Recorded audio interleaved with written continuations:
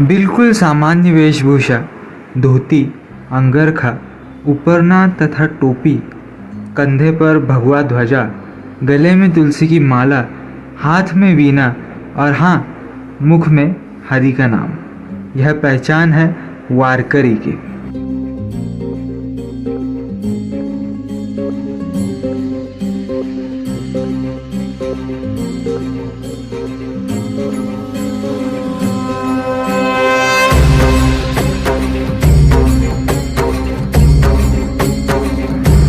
बहुत बहुत स्वागत है आपका इस वारी स्पेशल वीडियो में। और इस वीडियो में हम वारी के बारे में बहुत सारी रोचक कथाएं तथा बहुत सारी रोचक बातें जानने वाले हैं।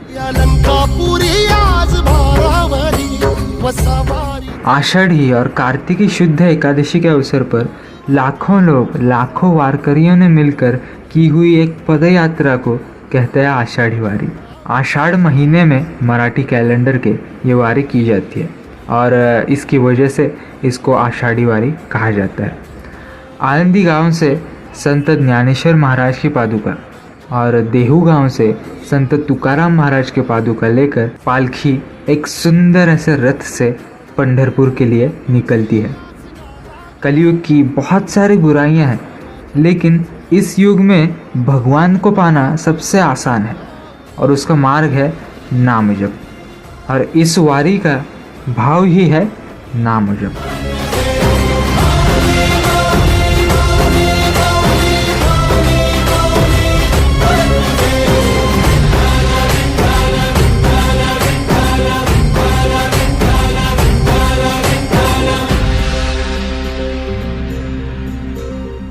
आळंदी तथा देहू गांव से पंढरपुर तक का रास्ता लगभग 200 से 250 किलोमीटर का है और इतना रास्ता तय करना, वो भी पैदल, एक सामान्य इंसान के लिए बिल्कुल असंभव है।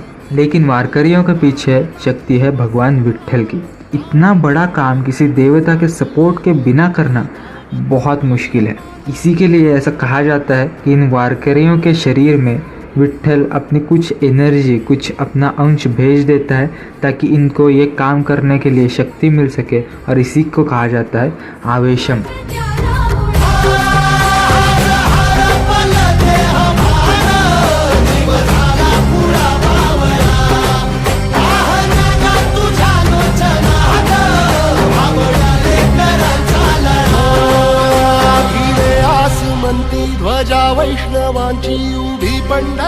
वारी का इतिहास भी बड़ा रोचक है। संत ज्ञानदेव महाराज के घर में सबसे पहले वारी की परंपरा थी। उनके पिता मतलब विट्ठल पंत वारी करते थे। उनके बाद संत ज्ञानदेव महाराज ने हर जाति, हर धर्म के लोगों को इसमें शामिल किया। और आगे संत एकनाथ महाराज, संत तुकाराम महाराज तथा संत मल्लप्पा वास्कर, इन्होंने वारी को और व्यापक रूप दिया।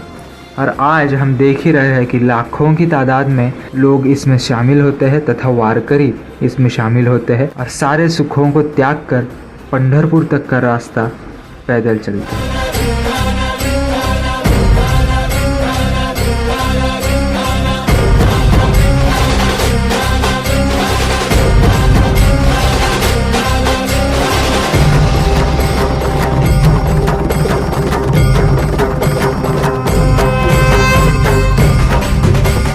वारी की एक और विशेषता मतलब रिंगण। कड़ूस फाटा, वेलापुर और वाखरी में रिंगण किया जाता है। रिंगण मतलब एक खुले मैदान में वारकरी एक दूसरे का हाथ पकड़कर एक सर्कल तैयार करते हैं और इस सर्कल के अराउंड, इस सर्कल के सरकमफरेंस में खड़े हो जाते हैं। इस सर्कल के बीच में जो खुली जगह होती है, वहाँ पे ज्ञानेश्वर माऊली का घोड़ा दौड़ता है। इस घोड़े को भी बहुत अच्छा नाम दिया गया है। इस घोड़े को कहा जाता है माऊलीचा अश्व, मतलब ज्ञानेश्वर महाराज इनका अश्व, मतलब अश्व मतलब घोड़ा। और इस अश्व पर, इस घोड़े पर खुद संत ज्ञानेश्वर महाराज विराजमान होते हैं, ऐसी वारकरियों की धारणा है, ऐसा उनका विश्वास है। तो आइए आप कुछ फुटेज हम भी देखते हैं रिंगण की।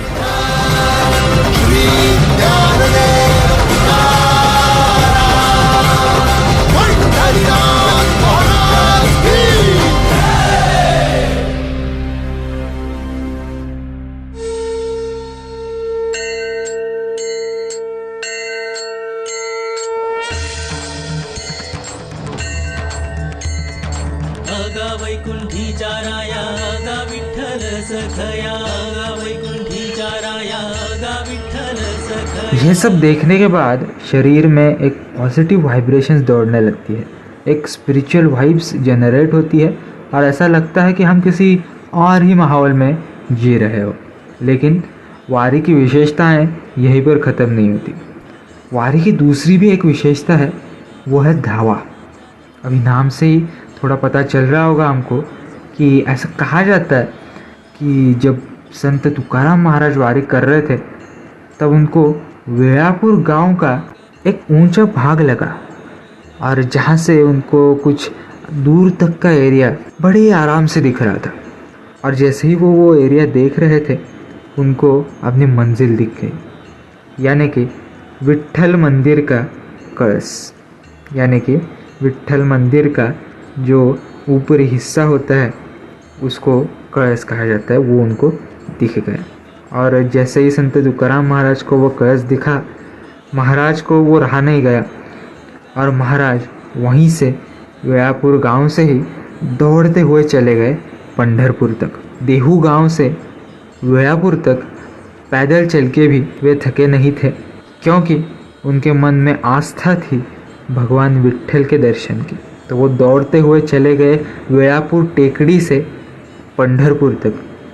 और इसी का अनुकरण आज के दिन भी वारकरियों के द्वारा किया जाता है और इसी को कहा जाता है धावा।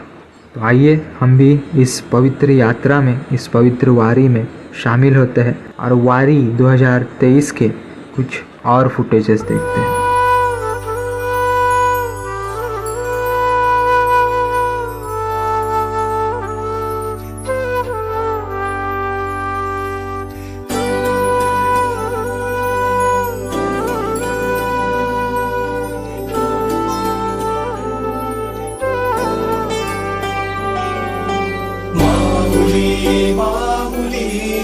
माझी विठू माऊली, माऊली माऊली, माझी विठू माऊली।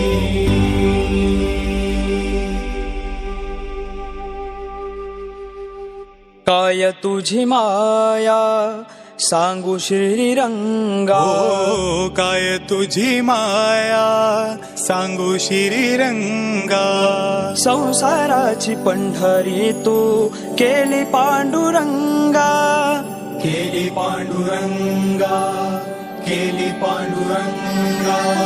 डोळ्यातून वाहे माय चंद्रभागा, डोळ्यातून वाहे माय चंद्रभागा। अमृताची गोडी आज आली या भंगा विठ्ठला, पांडुरंगा अपंगाला जोड टाळची पड्यांची, हो अभंगाला जोड टाळची पड्यांची। माऊलीत मूर्ती विठ्ठलाची, माऊली माऊली माझी विठू माऊली, माऊली माऊली माझी विठू माऊली, माझी विठू माऊली, माझी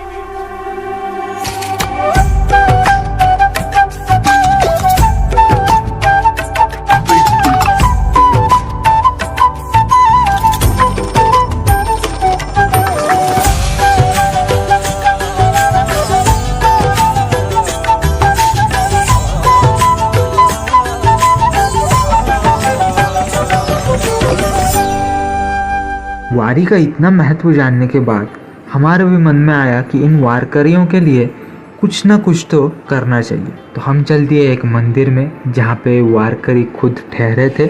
हमने हमारी ओर से जितना पॉसिबल हुआ उतना उनके लिए दिया। यह चीज़ करने के बाद उनको जो शांति, सुकून और समाधान मिला वो किसी और चीज़ में नहीं। मुझे आशा है कि आपको ये व्लॉग, ये वीडियो पसंद आया होगा। अगर पसंद आया हो तो मेरा एक छोटा सा प्रयास वारकरियों के लिए एक ट्रिब्यूट देने का आप सक्सेसफुल कीजिए और ये वीडियो ज़्यादा से ज़्यादा भगवान विट्ठल के भक्तों तक पहुंचाइए। मिलते हैं ऐसी एक नेक्स्ट वीडियो में, तब तक के लिए बहुत बहुत धन्यवाद। विठ्ठला तू वेडा कुंभा